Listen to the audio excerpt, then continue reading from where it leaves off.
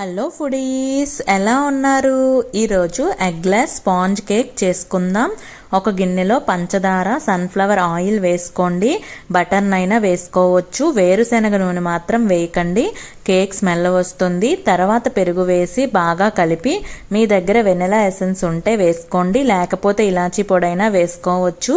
కలిపి మైదా వేసి మరొకసారి బాగా కలిపి, బేకింగ్ పౌడర్, వంట సోడా వేసి బాగా కలిపి, మీకు ముద్దగా ఉంటే కొంచెం పాలు వేసి కలిపి కేక్ గిన్నెకి ఆయిల్ కానీ నెయ్యి కానీ అప్లై చేసి, కొంచెం మైదా వేసి కేక్ ప్యాన్కి అంతా అప్లై చేసి, మనం ప్రిపేర్ చేసుకున్న కేక్ బ్యాటర్ని వేసి స్టవ్ మీద దలసరిగా ఉన్న గిన్నెను కానీ కళాయిని కానీ పెట్టి స్టాండ్ పెట్టి మూత పెట్టి ఒక 5 మినిట్స్ హీట్ చేసి, హీట్ అయ్యాక ప్రిపేర్ చేసిన కేక్ గిన్నెను పెట్టి మూత పెట్టి మీడియం ఫ్లేమ్లో 35 to 40 మినిట్స్ అయ్యాక చూస్తే కేక్ బాగా పొంగుతుంది.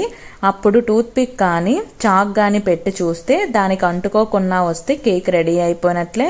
కొంచెం చల్లారాక తీసి ప్లేట్లో వేసి కట్ చేసి తింటే చాలా బాగుంటుంది. సింపుల్గా అండ్ టేస్టీగా ఉంటుంది. ట్రై చేయండి. ట్రై చేసి మీకు నచ్చినట్లయితే please subscribe, like it and comment foodies.